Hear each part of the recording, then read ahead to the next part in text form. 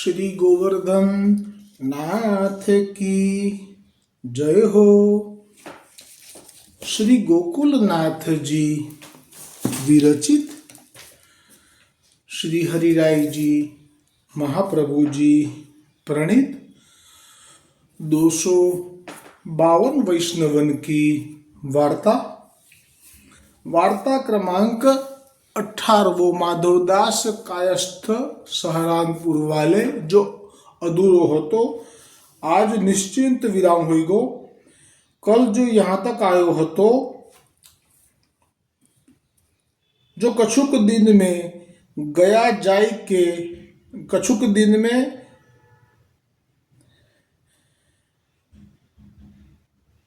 सो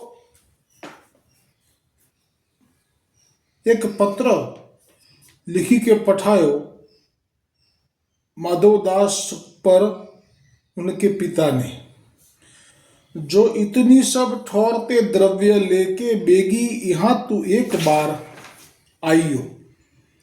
सो वह पत्र माधवदास के पास पहुंचियो। ता पत्र को बाँची के माधवदास बहुत प्रसन्न भये।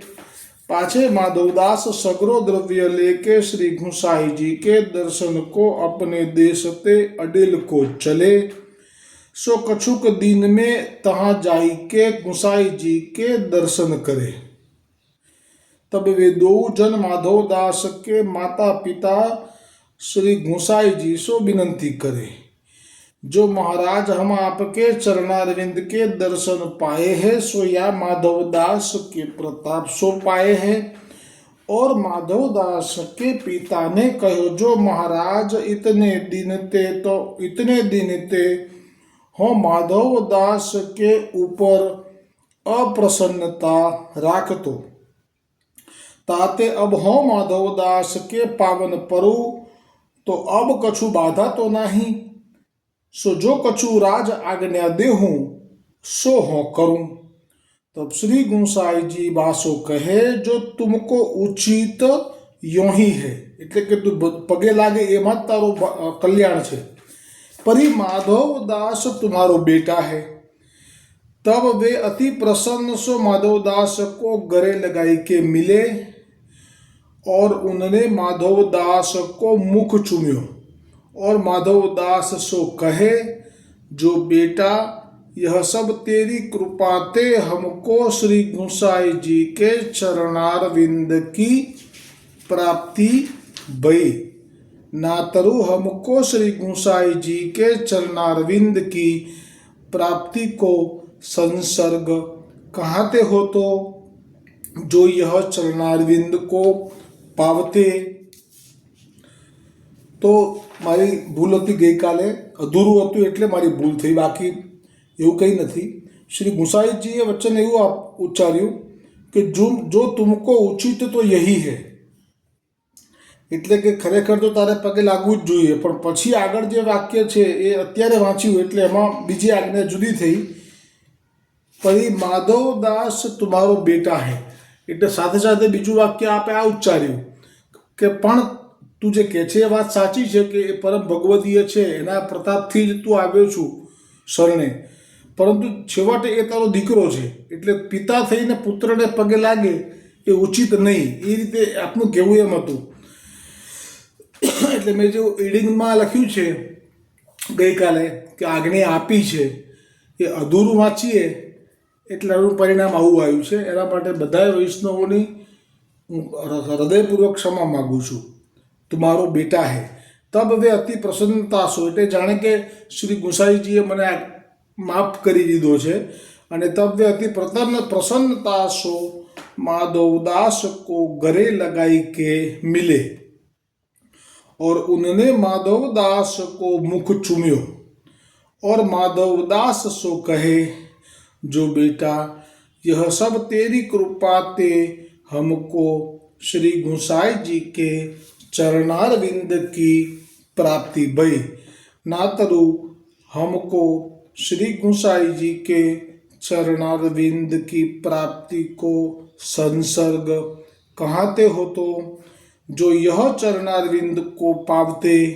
तब माधवदास ये वचन पिता के सुनी કે તાસો કહે જો પ્રભુ સર્વસમર્થ હૈ.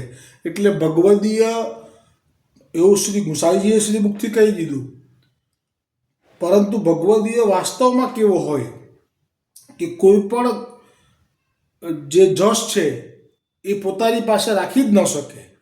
આમાં શ્રી મુક્તિ તરત જ માધવદાસે એક જ વચન ઉચ્ચાર્યું કે જો પ્રભુ સર્વસમર્થ હૈ. એટલે ખરેખર તો નિમિત્ત બનાવે છે ભલે પ્રભુ પોતે ભગવદીયને, પણ કરતા હરતા તો સમર્થ પ્રભુ છે. ઇનકો મન ફેરત કછું વિલંબ ન જાનનો. એટલે કે એ જો મન ફેરવવા માગે તો એક ક્ષણ પણ ક્યાં લાગી. જો ખરેખર એમ કહેવા માગે છે કે મારાથી જ થયું હોત તો આટલો બધો વિલંબ શું કરવા થાય, પણ જો આ કરવું હતું ઠાકોરજીએ તો એક ક્ષણમાં ફેરવી દીધું ને એમનું મન, મારા પિતાનું. પરી આપને અંગીકૃત કો પ્રભુ છોરે નાહી. બસ આ એક વાક્યમાં આખા પુષ્ટિ માર્ગને શા માટે કૃપા માર્ગ કહેવામાં આવે છે, શા માટે બ્રહ્મ સંબંધ લેવા આવે છે, એની પર કોઈ ઓબ્લિગેશન નથી. આમાં બ્રહ્મ સંબંધ છે એ ઓબ્લિગેશન જેવું દેખાય છે, કારણ કે ખરેખર તો બ્રહ્મ સંબંધ થાય છે ત્યારે જ તો એ બધા પ્રારબ્ધ કર્મોથી જીવ છૂટો થઈ જાય છે. એને પછી નવો જન્મ લઈને જન્મો જન્મ જે ભટકવું પડે છે ભવરણમાં, એ એનું ભટકવાનું બંધ થઈ જાય છે. એટલે ઓબ્લિગેશન તો છે જ, આમ દેખાય છે ઓબ્લિગેશન કે ના બ્રહ્મ સંબંધ આપ્યો. શ્રી મહાપ્રભુજી વલ્ભાચાર્યજીએ જે ચંપારણ્ય ધામમાં પ્રગટ થઈ અને જે ખુલ્લા ચારણે જે 3 પરિક્રમા કરી અને આટલો શ્રમ લઈ અને શ્રીનાથજીથી જે બ્રહ્મ સંબંધ મંત્ર પામ્યા એ સંભળાવીને અને તે જીવોના પ્રારબ્ધનો નાશ કર્યો અને તેમને પ્રત્યક્ષ ભૂતલ ઉપર જ સેવા કરવાનો અધિકાર. અને એ સેવા એવી એ સમયે, અત્યારે નહીં હો વૈષ્ણવો, એ સમયે ભૂતલ પર ગુસાઈજી હતા ત્યાં સુધી કે જો સેવા કરતાં કરતાં ઠાકોરજીને એ સેવાથી પ્રસન્ન કરી લીધા તો સીધા જ સર્વોદ્ધારક સ્વરૂપમાંથી ભક્તો દ્વારક સ્વરૂપે પ્રગટ થઈ જવું અને પ્રત્યક્ષ દર્શન આપવા, સ્પર્શનો અધિકાર, જેવો ભાવ એવા મનોરથ પૂરા થવા. આવું નથી ભૂતકાળમાં થયું કે નથી ભવિષ્યમાં થવાનું. તો આ બધું કહેવાય તો ખરું, પરંતુ આ બધાની પાછળ મૂળ જે છે એ એક વાક્યમાં માધવદાસે જે કહ્યું તે શ્રી ગોકુલનાથજીએ દર્શન કરાવ્યું. પરી અપને અંગીકૃત કો પ્રભુ છોરે નાહી. આનો ભાવ 2 છે, ગૂઢ ભાવ છે આ. અપને અંગીકૃત કો એટલે સીધી વાત બ્રહ્મ સંબંધ મંત્રમાં જે આવે છે કે હજારો વર્ષોથી છૂટો પડેલો એવો હું જીવ. એટલે એનો આ જ અર્થ થાય કે હજારો વર્ષ પહેલાં પણ અમારું અંગીકાર થઈ ચૂક્યું છે. આ જ મુખ્ય કારણ છે. અને એકે એક જીવને ગોવર્ધનનાથજીએ પાછા બોલાયા છે કે અમારા જીવો અમારી સાથે હતા, હવે એ અમારી સાથે પાછા આવે. ભૂતલ પર ગયા છે અને પ્રવાહમાં લૌકિક મર્યાદા સૃષ્ટિની સાથે હળીમળી ગયા છે અને એમને જે અમારી સાથેના અંગીકાર થયા પછીનું જે સુખ મળ્યું છે એની નીચે કથા પણ નથી, એના નીચે દર્શન પણ નથી, એના કોઈ આચાર્ય પણ નથી કે એ વિશે હૃદયથી વાત કરવી હોય તો એના માટે કોઈ એવું મહાપુરુષ પણ નથી. એટલે એમને સંતપ્ત જોયા. વારંવાર આ ઉલ્લેખ છે. હરિરાયજીએ શિક્ષાપત્રમાં કર્યો છે, શ્રી ગોકુલનાથજીએ સર્વોત્તમજીમાં કર્યો છે. આનંદાય પરમંદાનંદાય નામ શરૂ કર્યું ત્યાંમાં કે પ્રભુએ વૈકુંઠ, વ્યાપી વૈકુંઠ એટલે ગોલોકમાંથી જોયું કે મારા અંગીકાર કરેલા કે અમારી લીલાના જીવો જે ભૂતલ પર પડ્યા છે તે અમને ભૂલી ગયા છે, અમારો લીલા વિહાર ભૂલી ગયા છે તેવું જાણી અને આપના સિવાય કોઈ પણ આચાર્યનું સામર્થ્ય પણ નથી અને કોઈ આચાર્ય આમાં પ્રવેશ પણ ન કરી શકે. કારણ કે અહીંયા તો બ્રહ્મા, મહેશ, ઇન્દ્ર અને અનેક લોકોનું પણ સામર્થ્ય નથી. એટલે આપે આપના જ શ્રી મુખથી શ્રી મહાપ્રભુજી વલ્ભાચાર્યજીને પ્રગટ કરી અને ભૂતલ પર જવા માટે આજ્ઞા કરી. તો આમ લાગે કે આ ઉબલાઈ જ છે આટલી બધી, પણ ના, આ કારણ છે કે આ જે હતા એને જ પાછા લઈ જવા માટે આ માર્ગ છે. એવું નથી કે મીરાબાઈ લીલામાં પ્રવેશ નથી કરી શક્યા, કરી લીધો, પણ મીરાબાઈ મર્યાદા પુષ્ટિ માર્ગની રીતિથી મર્યાદા માર્ગેથી ગયા છે. એમણે પણ ગિરધરના જ પદ ગાયા છે. ગોવર્ધન ધારણ કરેલો હતો તેના, એ પણ પૂર્વજન્મમાં ગોપી હતા પ્રભુના લીલા વખતે, અને એને પણ તાપ થયો હતો શ્રવણ કરીને કે ઠાકોરજી નાના સુંદર છે, આવા આટલું સુંદર લીલા છે એમની. અને એ તાપ જ્યારે ગોવર્ધન ધારણ કર્યો ત્યારે બધા આવ્યા, ત્યારે જે દર્શન કર્યા ત્યારે એણે પણ મનોરથ કર્યો કે એક જન્મ તો હું લોકલાજ છોડી નાચી કૂદીને ભજન કરું અને પછી હું આપના લીલામાં આવું. અને એટલા માટે આ તો કલ્પવૃક્ષ પૂર્ણ કામ છે. એવું નથી કે લીલાના જીવો છે એને જ ઉપર દ્રષ્ટિ કરે છે, એ તો સર્વધારક સ્વરૂપ છે. જે ગોવર્ધન ધારણ કર્યો ત્યારે એમણે કંઈ એવું નથી જોયું કે આ મારો લીલાનો જીવ છે એટલે એને જ હું કૃપા કરું, આ તો મીરાબાઈ તો બહારની છે અથવા તો પુષ્ટિમાર્ગીય નથી એટલે એની પર કૃપા ના કરું, એવું ત્યાં નથી. પણ પુષ્ટિમાર્ગનો તો આ નિયમ છે જ કે જે અંગીકૃત હતા એટલે કે જે પૂર્વે લીલામાં હતા એનો જ આમાં પ્રવેશ છે. અને એટલા માટે થઈ અને મીરાબાઈને જ્યારે ગુસાઈજીના દર્શન થયા તો કોઈ ભાવ જ ના થયો. ઉપરથી પોતાની કાકાની છોકરી અજબ કુંવરબાઈ કે જે જોતાની સાથે તાપ થયો, અને મોટી હતી મીરાબાઈ તો પૂછવા ગયા કે હું સરને જઉં. તે વખતે કહ્યું કે પારકા પુરુષ પાસે જઈને કાન શા માટે ફૂંકાવાય, નથી જવાનું, છાની માની બેસી રહે. તો તાપ એક એવી વસ્તુ છે કે રાત સુધીમાં તો આનો અજબ કુંવરબાઈનો પ્રાણ કંઠે આવી ગયો. અને તે વખતે શરીરમાં જવર પણ એટલો બધો થયો કે મીરાબાઈ ડરી ગયા. મીરાબાઈને થયું કે એનો પ્રાણ જતો રહેશે. ત્યારે મીરાબાઈએ કહ્યું કે હા ભલે તું તારી સેવક થા, હું નહીં થઉં. પણ ના જ થઈ શકે, આમાં કંઈ ખોટું નથી. એનો અંગીકાર પણ થયો. કેવો થયો? જે મર્યાદા પુષ્ટિ સ્વરૂપ કહેવાય છે આ દ્વારકાધીશજીનું, પુષ્ટિ સ્વરૂપમાંથી એ દ્વારકામાં હતી અને પોતાની સાથે જે સ્વરૂપ જે ગિરધારીનું છે જેની સાથે લગ્ન કર્યા હતા એ સ્વરૂપની એ સેવા કરતી હતી. પછી તો ઉંમર થઈ ગઈ એટલે સેવાય છોડી દીધી, ત્યાં મૂકી રાખે દ્વારકાધીશજીની બાજુમાં. અને પછી એ છેલ્લે સમયે તો એ ના કરી શકી સેવા. પણ જ્યાં એના પેલા સાસરી પક્ષવાળા બોલાવવા આવ્યા, કારણ કે એના ગયા પછી બહુ જ ત્યાં દુઃખ આવ્યું, ભક્તને રંજાડીને ઝેર આપીને મારવાનો પ્રયત્ન કરેલો, સર્પ મોકલ્યા હતા મારવા માટે. આ બધા કારણથી ત્યાં સંકટ આવ્યું. એટલે એને પાછી બોલાવવા માટે મેવાડમાંથી ગયા પંડિતો ભૂદેવો, અને કે જો તમે નહીં આવો પાછા તો અમે લોકો અહીંયા આત્મહત્યા કરીને મરી જઈશું, એટલે કે આમરણાંત ઉપવાસ કરીને મરી જઈશું. તો એટલા માટે વિસ્તાર કરું છું કે હવે જે ગતિ થઈ છે એ ગતિ પણ સચોટ છે, પણ પુષ્ટિ રીતિથી નથી. હવે મીરાબાઈ દોડીને ગયા અને કીધું કે હું આવું છું, જરૂર આવીશ તમારી સાથે. પણ હવે એને વિરહ ના સહન થયો એ દ્વારિકા નગરી છોડવાનું. એટલે દ્વારિકાના મંદિરમાં જઈ પોતાના લગ્ન થયેલું જે સ્વરૂપ હતું એની પાસે ઊભી રહીને એવો તાપ કર્યો કે હવે તું મને પાછી સંસારમાં મોકલે છે, આવું કહી. અને જ્યાં તાપ કર્યો કે એ સદેહે એમનું શરીર કોઈને પણ મળ્યું નથી.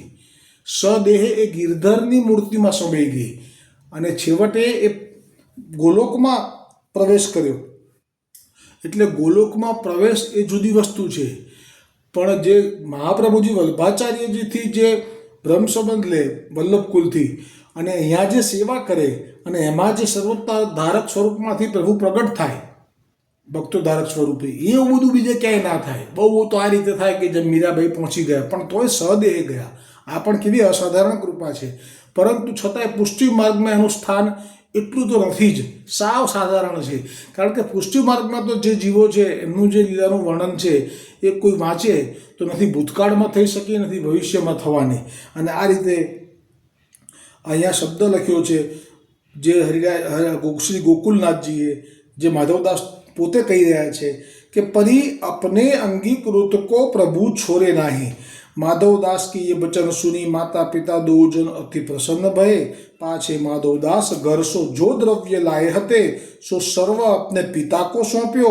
ता सगरे द्रव्य को माधवदास के पिता ने श्री गुसाई जी के भंडार में दियो.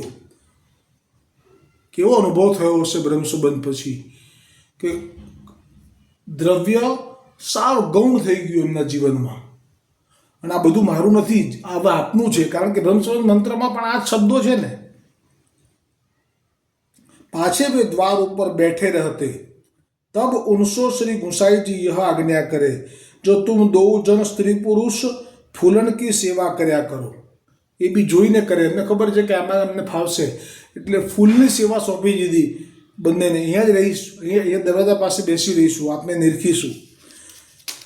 और महाप्रसाद भीतर लीजियो और दर्शन કર્યો કીધું ને. ગુસાઈજી તો કોઈ પણ કેવો પણ મનોરથ કેમ ના કરે, એને પૂરો કરે. એટલે કાયમ માટે જે એમનો ભાવ હતો રહેવાનો અડેલમાં શ્રી ગુસાઈજીની પાસે, એ પણ આપે પૂરો કરી દીધો. પ્રસાદની વ્યવસ્થા પણ કરી દીધી. અને કેમ કે સમર્પણ થઈ ગયું ને, જો હવે બાદ ના લાગે, પોતાનું સર્વસ્વ આપી દીધું. પછી હવે એમને એ આજ્ઞા કરે કે અહીંયા લો, તો ક્યાં ગુરુદ્રવ્યનો બાદ આવ્યો. भाव प्रकाश कहते ये दो श्री यमुना जी के जूथ के मालिनी है. એટલે મૂળ લીલાના જ હતા, પતિ પત્ની બંને યમુનાજીના જૂથના હતા, માલી અને માલણ હતા. सो पुरुष को नाम गेंदुआ और स्त्री को नाम सूरजमुखी है. सो यहाँ हूँ श्री गुसाई जी, आप इनको फूलन की सेवा सौंपे. पाछे कहते कि दिन माधवदास श्री गुसाई जी पास रही के प्रभु ते विदा मांगी के अपने देश को आए.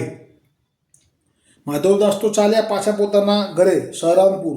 सो माधवदास जब पिता पास से विदा हुई के अपने देश को चलन लागे, तब वाके पिता ने अपने घर में जो और द्रव्य હતો સો સબ માધવદાસ કો બતાવી દિયો.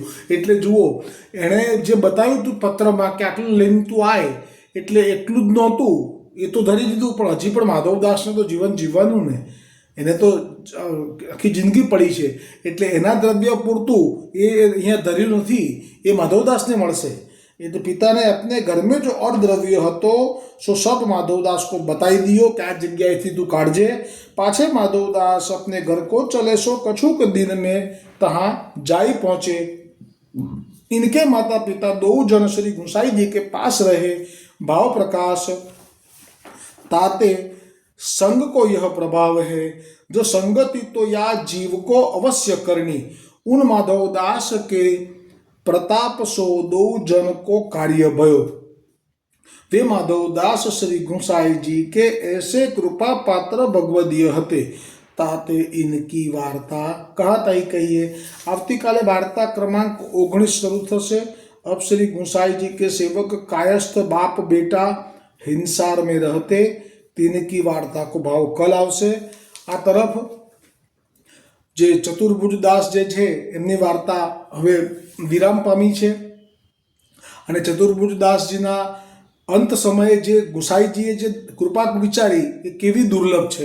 જેમ કે ચતુર્ભુજદાસજીનો દેહ છૂટ્યો એ પહેલાં શ્રી ગુસાઈજીએ લીલા કરી, સુંદર શિલાને સ્પર્શ કરી અને સદેહે ગોવિંદ સ્વામીને લઈને પધારી ગયા.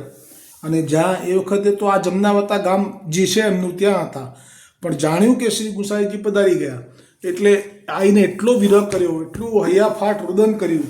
અને કે આપે મને કહ્યું પણ નહીં, આપે મને છેલ્લે દર્શન પણ ના આપ્યા, કારણ કે આ ના આપી શકાય, વધારે કષ્ટ પડે, આ લીલા હોય પ્રભુની. તો એ વખતે શ્રી ગુસાઈજીએ એમના હૃદયમાં દર્શન આપ્યા અને કહ્યું કે તું આટલો બધો વિરહ કેમ કરે છે, હું તારી સાથે જ છું ને, અને તારે છતાંય મારા દર્શન કરવા હોય તો તું શ્રી ગોવર્ધનનાથજીની પાસે મને સદાય માટે તું ઊભેલો જોઈશ. એટલે જ્યારે પણ દર્શન કરવાનું મન થાય ત્યારે ગોવર્ધન ઉપર ચડે, ગોવર્ધનનાથજીના દર્શન કરે તો બાજુમાં જ શ્રી ગુસાઈજી ઠાડા દેખાય. આવી કૃપા ચતુર્ભુજદાસજી ઉપર થઈ. ચતુર્ભુજદાસજીના પ્રસંગો એકથી એક અલગ અલગ છે, ખૂબ સુંદર પદો છે. આજના તો પદો પણ બધા સુંદર છે. અને આજનો આ સત્સંગનો અંત સમયમાં જે આપણે ધોળ દઈએ છીએ, દ્રઢ ઈન ચરણ કેરો ભરોસો, દ્રઢ ઈન ચરણ કેરો, શ્રી વલ્લભ નખ ચંદ્ર છટા બીન, सब जग माजू अंधेरो भरोसो, दृढ़ न चरण केरो, साधन और नहीं आकली में, जासो होय निवेरो सुर कहाँ कहे द्विविधया धरो बिना मोल को चेलो भरोसो દ્રઢ ચરણ કેરો. આજનો આ પ્રસંગ છે એને અનુરૂપ દોડ છે. આખી વાર્તા જે થઈ ટોટલ માધવદાસની એના પિતાની, એનો સંપૂર્ણ વાર્તાનો સાર છે આમાં કે વૈષ્ણવ કયા ભાવથી જીવવું. કોઈના ઘરમાં આવું હોય કે જેના પિતાએ જ વૈષ્ણવ પુત્રનો આવો ત્યાગ કર્યો અને આવું કોઈ ઘટના ઘટી હોય અને પછી એનો જ પિતા પાછો વૈષ્ણવ થાય, તો એ સંદર્ભમાં દોડ છે. બનતું બની રહ્યું રે, બનતું બની રહ્યું રે, એમાં ઈચ્છા છે પ્રભુની. બનતું બની રહ્યું રે, બનતું બની રહ્યું રે, એમાં ઈચ્છા છે ઈશ્વરની.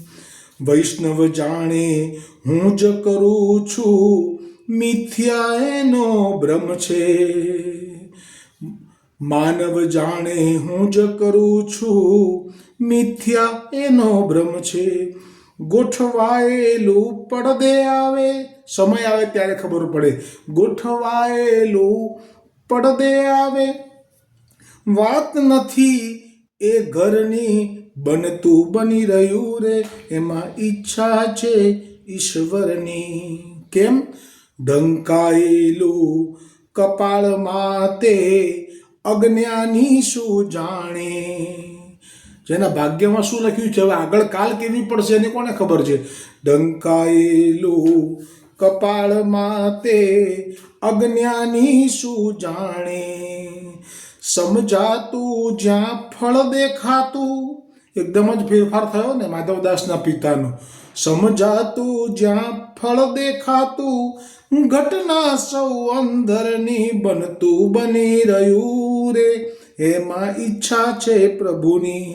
પ્રભુ કરે તે સારા માટે, કહેવત હૈયે રાખો. પ્રભુ કરે તે સારા માટે, કહેવત હૈયે રાખો.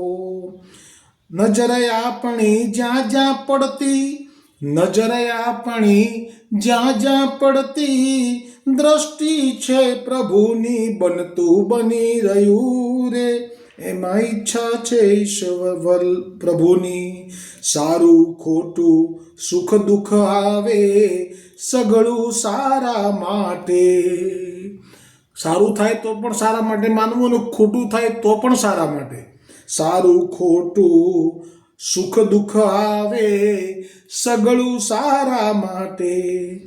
સોંપી વૈષ્ણવે આંખો મીચી, સોંપી વૈષ્ણવે આંખો મીચી, દોરી જીવન ભરની. બનતું બની રહ્યું રે, બનતું બની રહ્યું રે, એમાં ઈચ્છા છે ઈશ્વરની. શ્રી ગોવર્ધનનાથ કી જય હો.